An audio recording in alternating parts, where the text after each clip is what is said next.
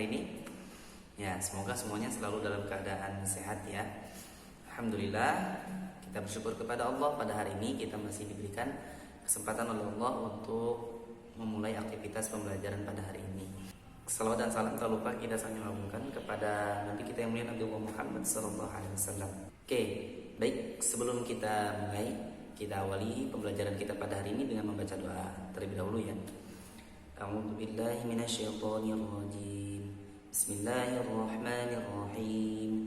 Allahumma anfa'na bima 'allamtana wa 'allimna ma yanfa'una wa zidna 'ilman nafi'a. Rabbi zidna 'ilma warzuqna fahma birahmatika ya arhamar rahimin. Kemudian kita akan melanjutkan dengan membacakan dalil mata pelajaran geografi. Qala Allah Ta'ala, "Huwallazi ja'ala lakumul arda dhalulan famshu fi manakibiha wa kulu mir rizqihi wa ilaihin nusyur." Artinya, dialah yang menjadikan bumi ini mudah bagi kamu, maka berjalanlah di segala penjurunya dan makanlah dari sebagian rizkinya, dan hanya kepadanya lah kamu kembali setelah dibangkitkan. Quran Surat Al-Mulk ayat 15. Ya, langsung kita akan mempelajari sumber daya alam yang ada di Indonesia. Pada pertemuan hari ini kita akan belajar tentang sumber daya alam yang ada di Indonesia. Indonesia merupakan negara yang sangat kaya. Bagaimana tidak? Indonesia merupakan negara kepulauan yang terbentang luas dari Sabang sampai Maroke. Di antara pulau-pulau yang ada di Indonesia, 5 di antaranya merupakan pulau-pulau terbesar di dunia, dan 2 di antaranya adalah kepulauan yang juga merupakan kepulauan terbesar di dunia, yaitu Pulau Sumatera, Pulau Jawa, Pulau Kalimantan, Pulau Sulawesi, dan Pulau Papua. Kemudian Kepulauan Maluku dan Kepulauan Nusa Tenggara. Masing-masing pulau yang Ustadz sebutkan tadi memiliki kekayaan alam yang sungguh luar biasa. Allah Subhanahu wa taala memberikan kekayaan alam yang luar biasa, tentu ada hikmah, yaitu agar kita berupaya semaksimal mungkin bagaimana agar kekayaan alam yang Allah berikan itu bisa kita kelola dengan baik dan bisa kita manfaatkan untuk memenuhi kebutuhan dan untuk kesejahteraan masyarakat. Harapannya dengan kekayaan alam yang Allah berikan itu kita menjadi hamba Allah yang selalu bersyukur kepada Allah Subhanahu wa taala. Sumber daya alam apa saja yang tersedia di Indonesia? Tentunya sangat banyak ya. Wajar kalau negara asing, negara-negara kafir barat iri terhadap kekayaan bangsa Indonesia. Berikut ini berbagai potensi sumber daya alam yang dimiliki oleh Indonesia. Yang pertama adalah hasil tambang. Negara Indonesia memiliki potensi pertambangan yang sangat besar di dunia. Potensi hasil tambang yang terbesar antara lain minyak bumi, gas alam, dan batu bara. Hasil tambang ini menjadi tumpuan ekonomi bagi Indonesia. Selain bernilai tinggi juga dibutuhkan oleh semua masyarakat. Hasil pertambangan ini menjadi tumpuan perekonomian utama bagi Indonesia. Selain minyak bumi dan gas alam, hasil tambang terbesar dari Indonesia yang diekspor atau dijual ke luar negeri antara lain batu bara, tembaga, bauksit, nikel, dan biji besi. Kemudian potensi gas alam di Indonesia. Potensi gas alam di Indonesia masih sangat banyak. Cadangan gas alam Indonesia yang belum dikelola masih ada sekitar 2,8 triliun meter kubik. Masya Allah. Kondisi ini menjadikan Indonesia sebagai negara dengan gas alam terbesar di dunia. Berikutnya adalah tambang batu bara. Tambang batu bara sangat potensial, sangat bermanfaat bagi Indonesia sebagai barang tambang terpenting untuk menopang cadangan kekayaan alam negara. Indonesia berada dalam urutan kelima yang menghasilkan batu bara paling banyak di dunia. Batu bara biasa dimanfaatkan sebagai bahan bakar untuk pembangkit listrik. Setelah pertambangan, kekayaan alam Indonesia yang lain adalah dari sektor pertanian dan perkebunan. Indonesia merupakan negara agraris di mana masyarakatnya sebagian besar itu berprofesi sebagai petani. Adapun hasil perkebunan yang dihasilkan oleh Indonesia adalah seperti karet, kelapa sawit, biji coklat, dan kopi. Indonesia adalah negara penghasil karet terbesar kedua di dunia setelah Malaysia. Daerah penghasil karet di Indonesia itu berada di Sumatera Selatan, Sumatera Utara, Riau, Jambi, dan Kalimantan Barat. Hasil karet Indonesia kemudian banyak dijual ke luar negeri. Selain itu, Indonesia merupakan negara penghasil kelapa sawit terbesar di dunia. Kelapa sawit digunakan sebagai bahan pembuatan minyak goreng. Daerah penghasil kelapa sawit Indonesia itu ada di Sumatera dan Kalimantan. Selain untuk memenuhi kebutuhan dalam negeri, hasil minyak sawit ini diekspor atau dijual ke berbagai negara, antara lain Hong Kong, India, Vietnam, Tiongkok, Jerman, Singapura, Korea Utara, Italia, Thailand, Spanyol, Taiwan, Jepang, Kamboja, Sri Lanka, Prancis, Filipina, Amerika Serikat, dan Meksiko. Masya Allah, negara-negara lain banyak bergantung kepada Indonesia ya dalam urusan minyak sawit. Kemudian hasil perkebunan yang lain adalah kakao. Negara Indonesia merupakan negara produsen kakao. Apa itu kakao? Kakao itu adalah biji coklat, ya. Di mana Indonesia merupakan negara terbesar ketiga di dunia penghasil biji coklat. Biji coklat merupakan bahan dasar pembuatan coklat yang biasa untuk makan ya, dan bahan makanan lainnya.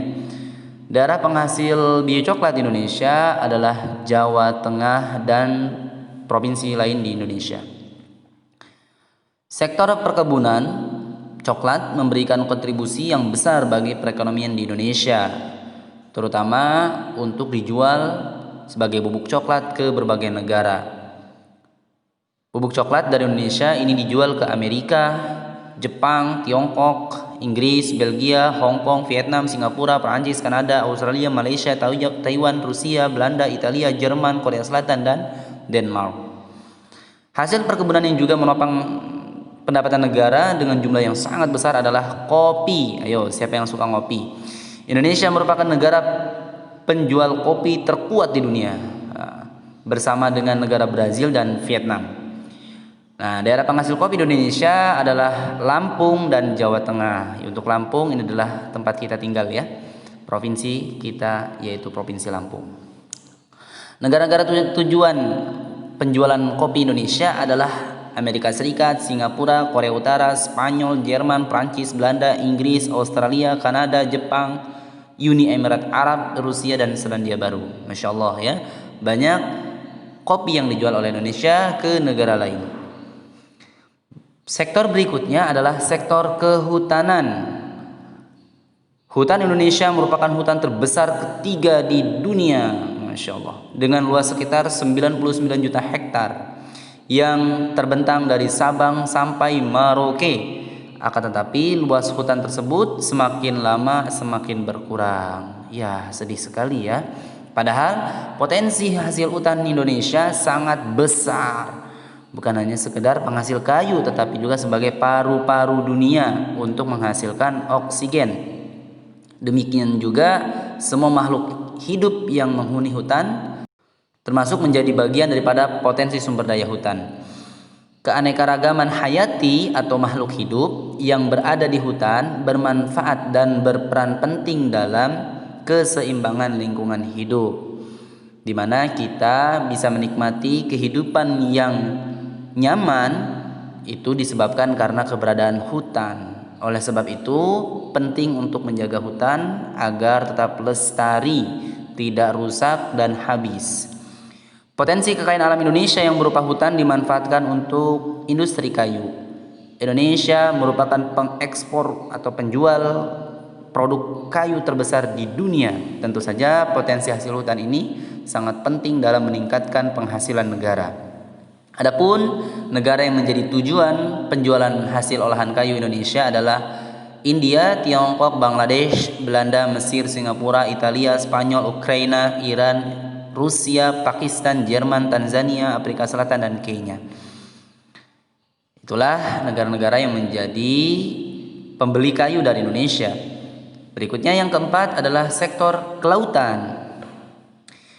Negara Indonesia merupakan negara kepulauan dengan garis pantai terpanjang di dunia. Indonesia memiliki laut yang sangat luas mengelilingi wilayah kepulauan. Lautan di wilayah Indonesia kaya akan berbagai jenis ikan yang melimpah. Potensi ikan laut Indonesia bisa mencapai 6 juta ton per tahun, termasuk menempati urutan keempat negara penghasil ikan terbesar di dunia. Tentunya apabila dikelola lebih baik lagi, ikan di Indonesia itu bisa dihasilkan lebih dari 6 juta ton ya. Karena banyak negara asing yang ternyata mencuri ikan-ikan Indonesia. Tidak hanya itu saja, potensi laut Indonesia juga meliputi keragaman makhluk hidup yang tinggal di dalamnya, antara lain rumput laut, kerang mutiara, serta aneka terumbu karang yang mempunyai potensi besar untuk kehidupan dan kebutuhan masyarakat Indonesia. Nah, berikut ini Ustadz akan tampilkan salah satu persebaran sumber daya alam Indonesia untuk hasil pertambangan. Silakan antum amati. Apabila telah antum amati, tuliskan nama provinsi beserta sumber daya alam berupa hasil tambang yang ada di provinsi tersebut. Hasil tulisan silakan difoto kemudian dikumpulkan kepada Ustadz. Tugas Ustadz tunggu sampai hari Senin untuk dikumpulkan. Silakan dikerjakan di rumah, dan jika ada yang kurang paham dari penjelasan materi yang Ustadz sampaikan ini, silakan ditanyakan kepada Ustadz via nomor WhatsApp yang telah antum miliki. Demikian materi kita pada hari ini, yaitu tentang kekayaan alam yang ada di Indonesia. Tentunya apa yang Ustadz sebutkan ini masih kurang dari yang ada sebenarnya.